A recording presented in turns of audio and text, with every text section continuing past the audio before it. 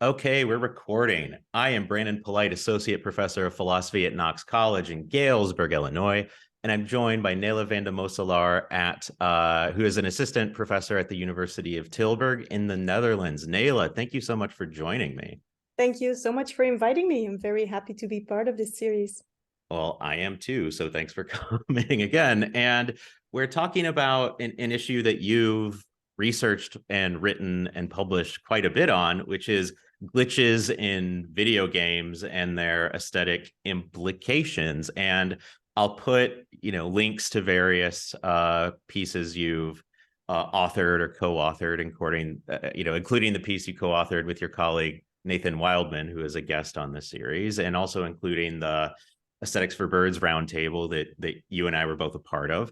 And so I guess the most basic question to start with for viewers or listeners who may not be familiar is, what is a glitch in a video game? Yeah, so glitches are very often defined as technical malfunctions in video games. That might not be entirely correct because very often they are not just technical malfunctions, but also kind of mistakes made by game designers. So I guess the most broad way of defining video game glitches would be to go with Rosa Menkman's definition. She says glitches are unexpected and unintentional noises or distortions that are introduced into a message sent within the digital realm. And of course, to give a few examples, video game glitches can take many shapes. They can be auditory, for example. Just a couple of weeks ago, I was playing Dark Souls, and the sound of my footsteps was no longer synchronized with the visuals of my footsteps hitting the floor, which was a glitch that impacted me in a very strange way because I thought I was being followed by a character because I thought the sound was, of course, someone else's footsteps. So when I went faster to try to run away from this person, also the footsteps went faster. And then I realized those were actually my desynchronized footsteps. So that would be an example of an auditory glitch. But very often video games have visual glitches like ragdoll glitches when you kill an enemy and they fall to the floor and then their body starts just like flailing because the physics, the gravity physics of the game are working on every separate limb in a different fashion. So they just start moving very grotesquely after dying. Very typical glitch, that one. But then there are also game mechanic glitches. For example, when a game auto saves just before you die, and then the checkpoint is reloaded and you just die again because the game is stuck in a kind of death loop. That would also be a glitch. Yeah. Awesome. Those are all fantastic examples. And so one thing that you've written about is how players exploit glitches in playing games through, what you term transgressive gameplay. And so can you talk through how players make use of glitches to screw around with the game or to exploit the game to, speed run, et cetera?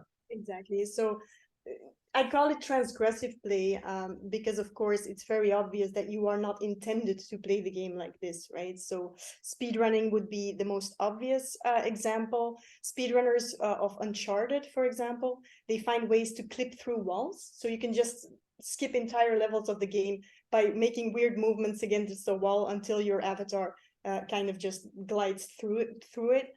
One of my favorite kinds of speedruns are also the ones that are incredibly hard to pull off, but they look super weird because you're using glitches.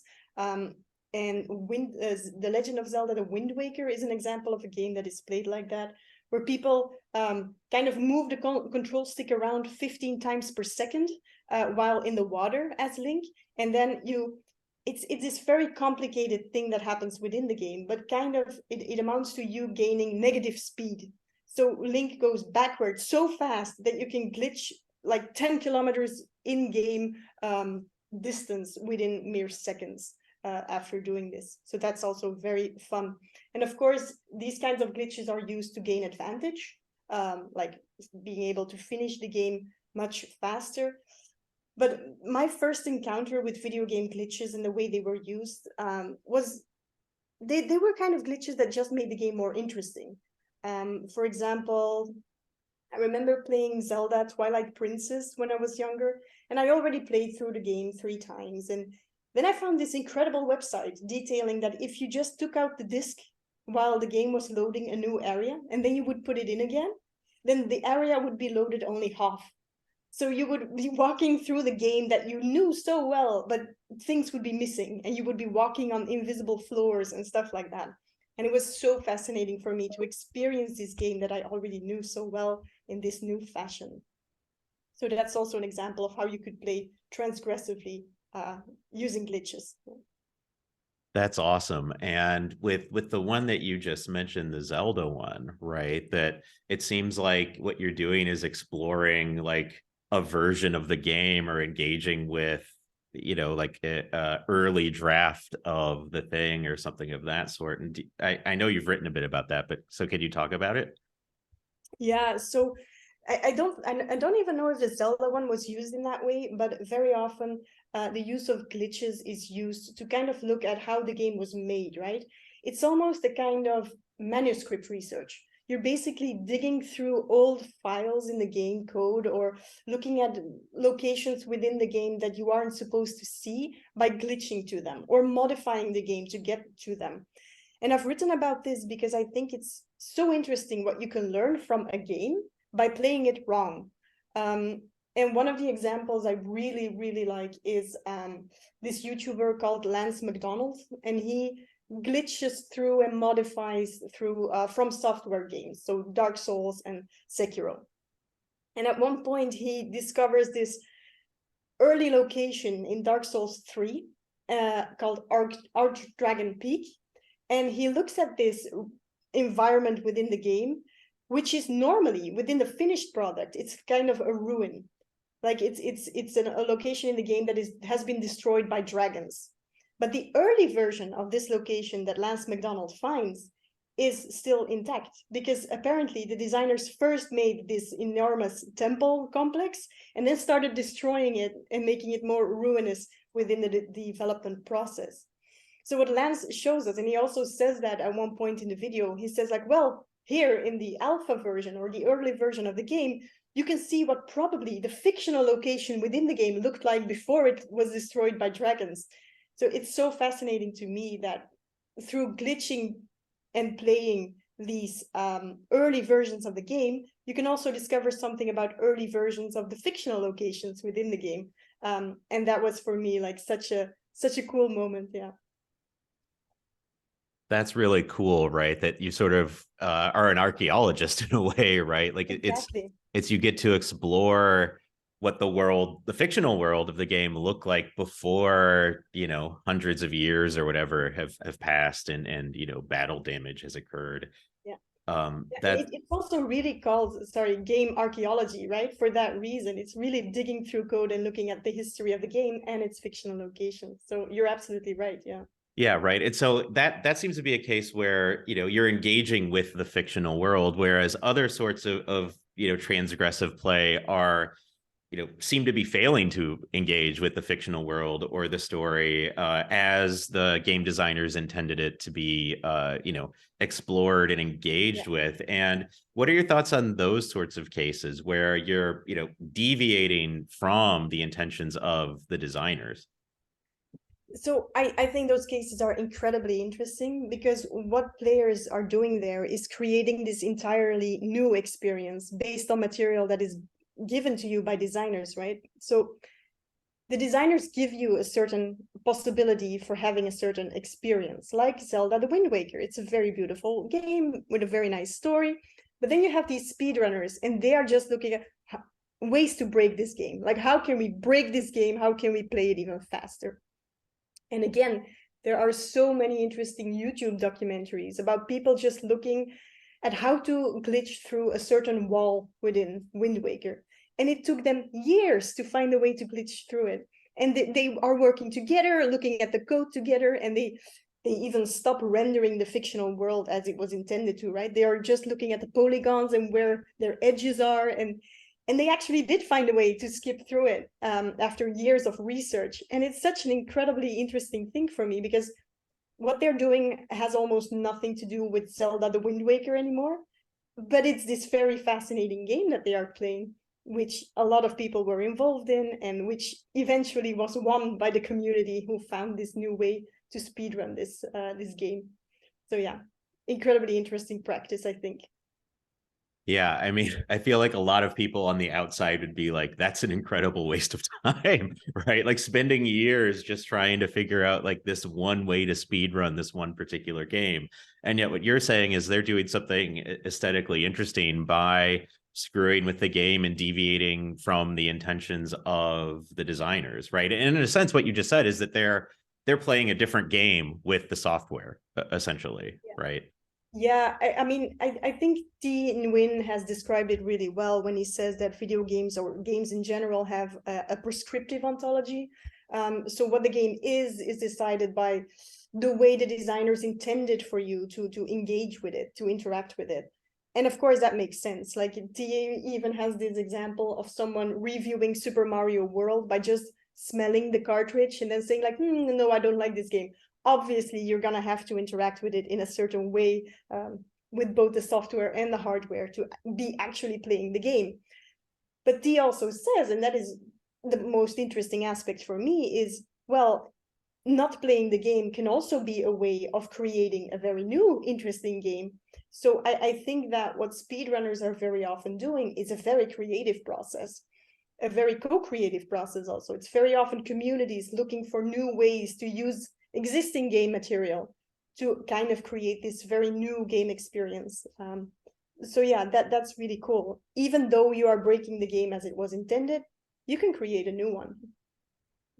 Yeah, and what are your thoughts on this? Because I mean, I feel like there are two types of speedrunners. There's speedrunners that exploit glitches and those who don't. And I feel like those who don't, they're not necessarily playing against the intentions of the designers, right? That, you know, the designers of Super Mario Brothers, like there's a countdown clock, and one way to get through the game is to, you know, do the various things, go to the warp pipes and, you know, get to the end of the game as quickly as possible. Whereas, you know, if you're exploiting glitches, then it seems like you're very much breaking the game and doing your own thing with it. And so does that seem right to you, or do you have a different take on that sort of, you know, Probably. distinction? No, yeah, I largely agree, I think. And it's also a difficulty that I came across when trying to define what transgressive play is, right?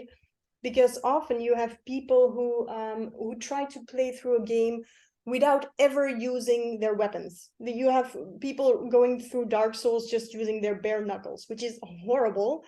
But it's also a way to play the game that was allowed for by the designers, right? And you have all these people playing with very strict rules that they made up themselves. There's of course Pokemon players who play the Nuzlocke runs, which means that if a Pokemon faints in battle, which usually happens quite a lot, they pretend that they died. So they release the Pokemon never to use them again.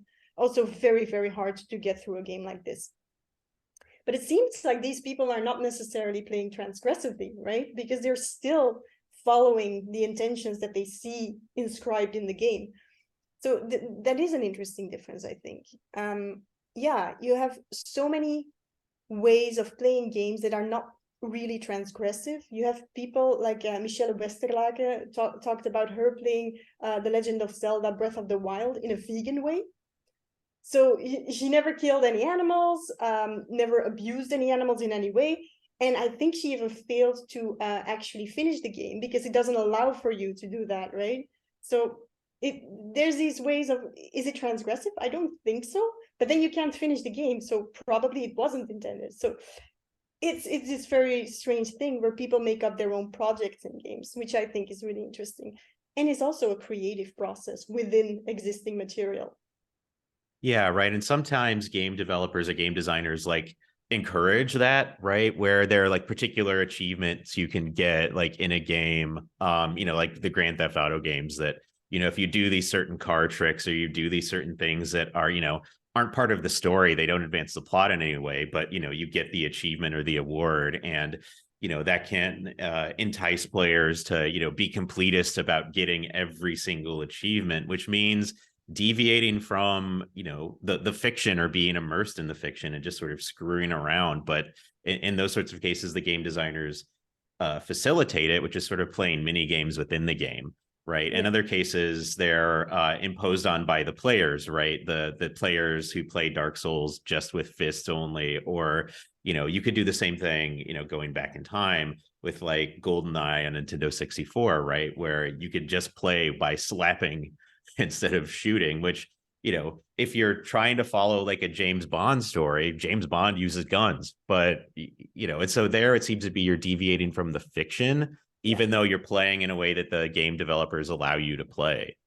Yeah. So I was wondering, like the way that I eventually try to define transgressive play is you're playing transgressively when you are going against what you perceive the intentions of the designers to be, right?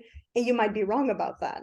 So one of the interesting examples was I saw this YouTube channel about older people playing video games, so they don't know the game conventions and stuff like that, and it's just so funny to watch them play Grand Theft Auto, and they think it's a traffic simulator, right? So they stop in front of the red lights and they try to avoid everyone, and it's so funny because at one point I know one of these men says like, "Oh, this is a fun game," and the interviewer is like, "Yeah, but you're not playing it." So it's very funny how they're not even playing transgressively. Like they don't even know how the game is supposed to be played. So according to them, they were just playing the game. So it's also very, very important to see that the way you play is very, very dependent on what you think the game is like and what you think the intentions of the designers were, right? So there's this implied intention that is visible in the game. Yeah, that it has to do with the attitude of the player as to whether they're playing transgressively. And it sort of reminds me of like a parent using reverse psychology on their kid. Like, I don't want you to clean your room. And so they think they're being transgressive by cleaning their room. And yet you, the parent, are like, jackpot, right? Exactly. It's actually the same situation. Yes. So it's very funny. Like you can only be transgressive in your own perception, right? Like not necessarily fighting the game, but fighting what you think the game is. Yeah. That's awesome. And so should we connect this to fictionality in gameplay now? Okay, cool. So yeah, it seems again that it seems, at least on the surface, that by glitching in a game, you're just deviating from the fiction. But you and Nathan Wildman have a paper where you argue that, yeah, sometimes that's true, but sometimes you're actually enhancing your experience of the fictional world of the game. And so could you talk us through like the difference between when it's deviating versus when it's enhancing or deepening or enriching your engagement with the fictional world? Yeah, exactly. So I got very fascinated by glitches because I'm fascinated by the idea of unintentional fiction. This seems to go against the definition of fiction, right? Very broadly, fiction is or what is fictional is defined as that which is prescribed or intended to be imagined. And usually this fits what we do when interpreting a work of fiction. For example, if you see something as unintentional, then you're not gonna take it into account when interpreting the fictional world that you are experiencing. In Pirates of the Caribbean, The Curse of the Black Pearl, for example, a crew member is visible in the last scene on the Black Pearl, and it's just this guy with a cowboy hat and sunglasses standing in the midst of pirates, and it doesn't make any sense.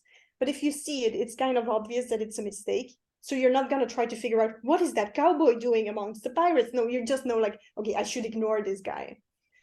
And Nathan and I started thinking, okay, but what can you kind of use that same principle when something like a mistake happens in a video game, like when a glitch happens, for example. This principle that is normally applied is called the charity principle, right? You are charitable towards the author, or the disregarding strategy is what Derek Matravers calls it, because you just need to disregard things that are inconsistent. And we argue in our paper that the charity principle and the disregarding strategy don't really work for a lot of glitches in video games. We discuss, for example, the Manimal glitch in Red Dead Redemption. This was a strange glitch that happened in one of the early versions of the game Red Dead Redemption, where the behavior of human characters was pasted onto animal models by mistake. So you had these, the other way around, sorry, the behavior of animals was pasted onto human models in the game. So you saw these cowboys just flying past, pretending to be birds. and it was this really strange sensation when you were playing it and you saw this happening. Could you just ignore it? Well, it's hard, right? Because a lot of these manimals were aggressive towards you, and they would start attacking you. So one big difference already with a mistake in a movie and this kind of glitch in a video game is that what becomes fictional due to the glitch is acknowledged by at least one character, the avatar, because they are being attacked by these cougar men, or they are being chased by a bird animal, birdman hybrid thing. So already you have a fictional character within the fictional world acknowledging that something strange is going on. If Jack Sparrow had been on the Black Pearl and he had said, well, what is this cowboy doing here? Then it would be very easy. The crew member would suddenly be part of the fiction. And that's exactly what happens in video games. The avatar interacts with the glitch. And from that moment on, the glitch kind of becomes part of the fiction, right? So yeah, that's why we say that you cannot just disregard these manimals. They actually generate new fictional content. Yeah, and there's something you mentioned in the article, I think it's that one, that just never occurred to me that I think is super interesting, which is how weird the interaction between gameplay and the fictional worlds of games often is. When you think of any game where you have multiple lives, right, where you can die and just respawn, without having to start the game over, is really weird, right? And that's just something that never occurred to me, right? That playing Super Mario Brothers or whatever, like Mario dies frequently, right? If you're not an expert player, and then he just starts that level over, right? And so how do we relate the fiction with the gameplay, right? Do we just think that, it's sort of like a movie where like that's a take that just didn't work, and so, we have an alternate take, right? Just like, a blooper reel that, goes with, like the Blu-ray disc of a particular movie. Like you see the takes that didn't make it, or we see alternate takes, or we see deleted scenes, right? Are we treating it that way? Or, are players just, not really engaging with the fictional world? Like, yeah, I need to rescue the princess, but this is just like a mechanical or instrumental sort of attitude I have toward the play, where I don't really care about the fictional world. I don't care about Bowser. I don't care about the Goombas. I just want to win. Right. And can you talk more about that? Because I think it's super fascinating, just because it's absolutely true. And it's something that, I didn't recognize. And I think a lot of players just don't recognize. Yeah, it's super interesting. There are all kinds of silly questions about fictional content in games, right? So silly questions are normally defined as these questions that you shouldn't be worried about when appreciating the fiction of a work, because you can ask these questions, but they don't have answers within the fiction. They rather have answers that refer to something that is outside of the fiction. So for example, does Mario have 3 lives? Doesn't really have an answer within the fiction. It's just because, it's a game, it's supposed to be fun. If you only had 1 life, people wouldn't finish the game. So again, like this is a kind of fictional thing that seems to have a reason that has nothing to do with the fiction. And that's usually also how these kinds of questions are treated within game studies. Jesper Juul is the one who talks about this, does Mario have 3 lives problem, and he says, well, games are half real. They are fictional worlds, but also real rules. And so questions like these should just be solved by talking about the rules instead of the fiction. But that's a bit of a cop-out, right? I think it's a bit of a shame to not talk about these fictional inconsistencies, because I love them so much. And there are so many of those in video games, just fictions that we kind of take in stride because it's a video game and they became conventions, but there's so many weird things that we allow for in video game fiction.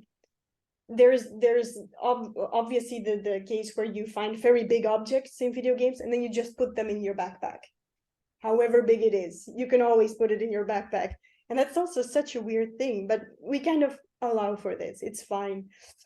But I'm fascinated by it. Like, I want to take silly questions seriously. Like, how do we solve these things? Like, how do we actually interpret these games? What are our strategies for dealing with them, right?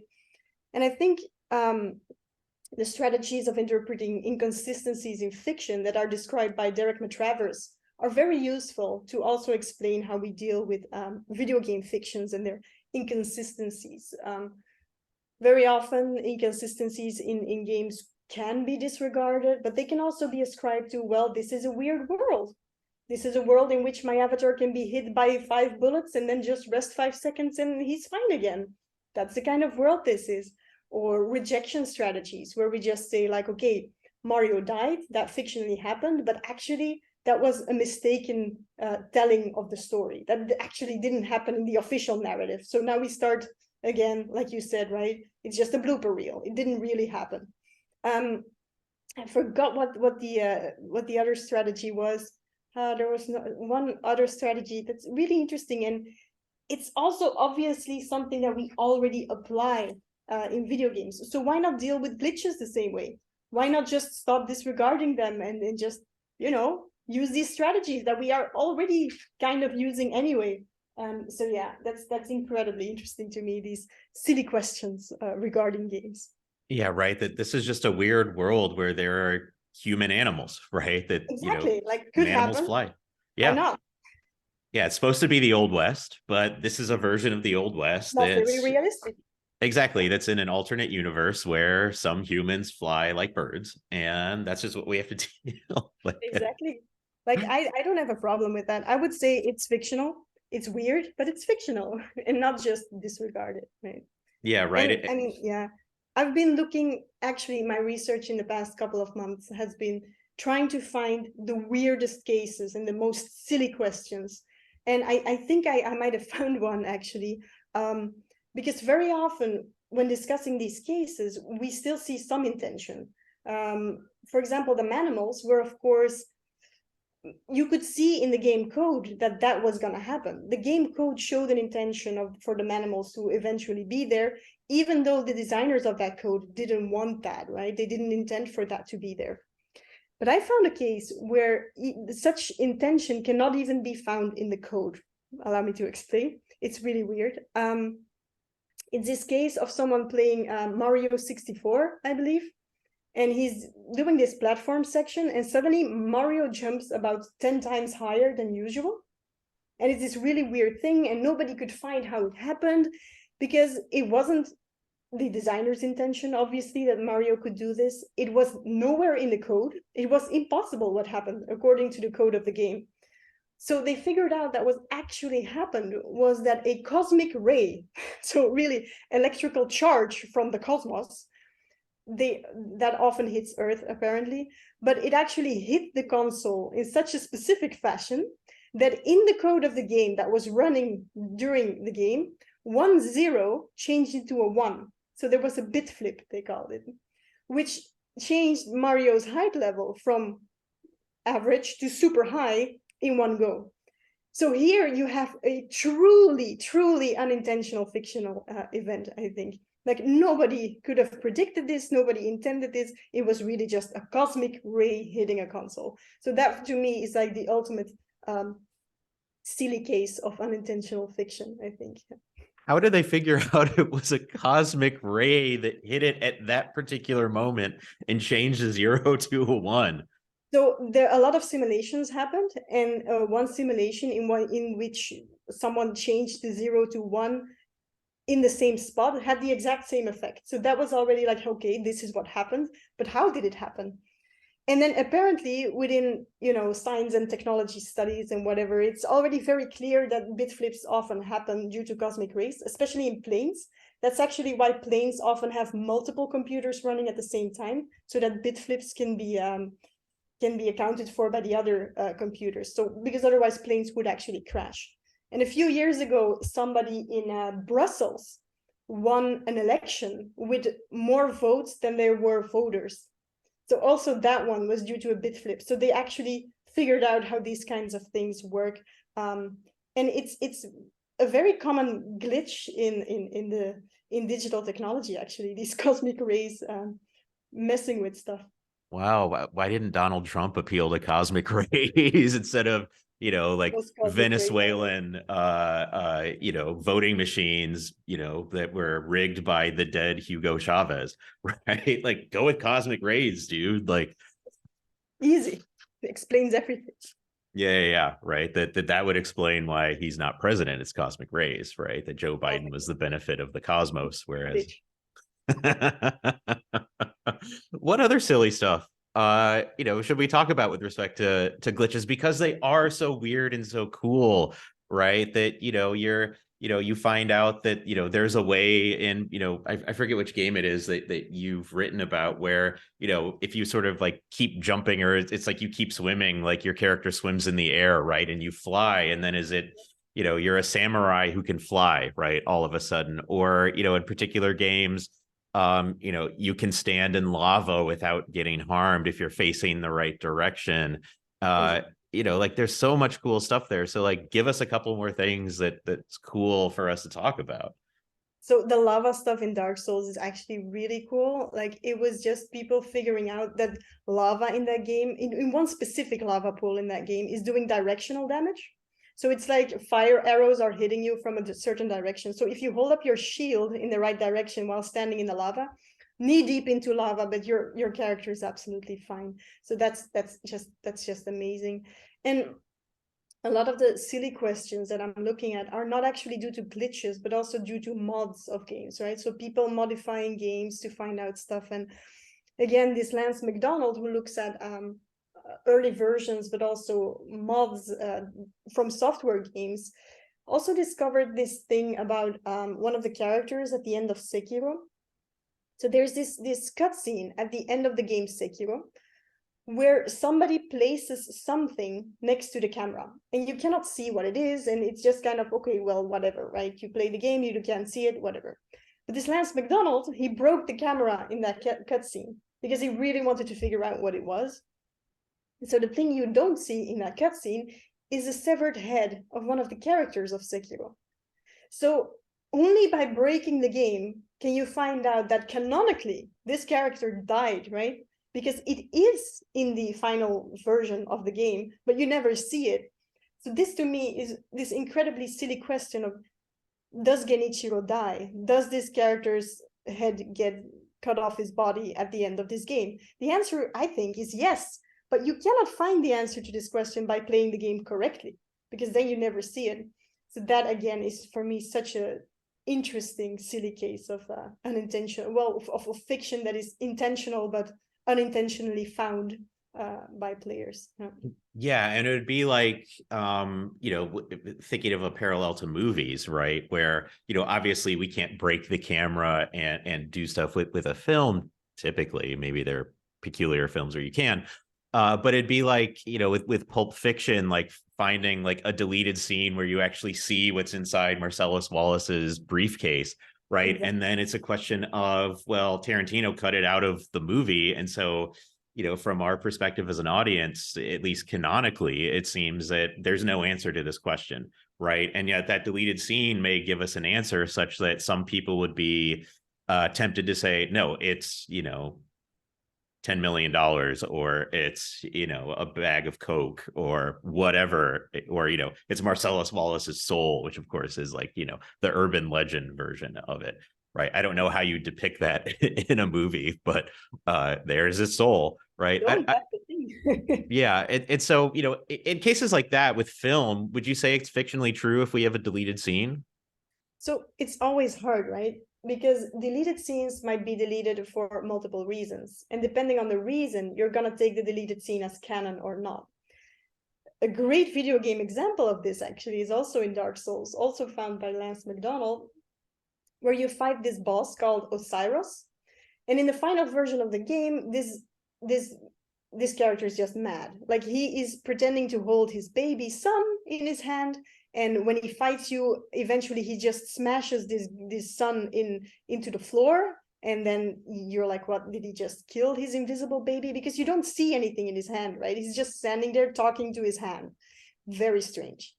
Lance McDonald found an earlier version of this boss fight where there is actually a baby rendered in the hand. You can actually see a baby model there. So what we have here is a kind of deleted character, right? And there's two possibilities here. Either the character was deleted because they went for a different kind of story, in which case the baby is canonically not there and the character is mad. But the other option, and this seems to be the one that the player community is going for, is that the baby model had to be removed due to reasons of censorship. The game would be far too cruel if you actually showed this baby being smashed into the floor. And if it is really removed for reasons of censorship, then we can say that canonically, probably, there is a baby in this boss's hand, and it does get killed. So it completely changes the interpretation of this boss. He's not that mad, he really has a baby, and then he goes mad and kills the baby. So it's this very different interpretation of the story based on this deleted baby. But again, if we don't know more about the reasons behind this deletion, it's very hard to speculate what is happening fictionally. Yeah, that's interesting. It'd be like, a production of Hamlet where we never hear the father's lines, right? The ghost's lines. We just don't hear them. We just see Hamlet talking to thin air. And then it's a question of, is he mad or isn't he? As opposed to a version where we see the ghost and we hear the ghost, Yeah. right? Then, it's like, okay, there's a ghost there, right? Other people might not see it, or other characters might not hear it, but we do. And so he's not mad, right? So, yeah, that's really interesting. So then, it does seem straightforwardly like the intentions matter, but it's interesting too that, with your and Nathan's view that sometimes intentions don't matter with respect to the production of fictions and games. Exactly. So the question that we kind of end our paper with is like, either do we accept that unintentional fiction can exist, like something can become fictional just because it kind of interacts with other stuff that is canonically fictional, or do we have to start recognizing the fictional intent of the technology that we are interacting with? And I think that's a question that has become much more interesting and important lately with the development of artificial intelligence. I've also seen your conversation with Claire Anscombe, which is about this question: can artificial intelligences have intentionality, and can they have creative intent? And that's also interesting here, because if we start accepting that the technology or our console, or the way the console interprets the code, also has a certain intent, then maybe that's the fictive intent that we should recognize here. So that could be a question that becomes more important in the future. That's really awesome. So I think on that note, we'll end it. This was such a fun discussion. Nayla, thank you so much for joining me. Thank you. Awesome.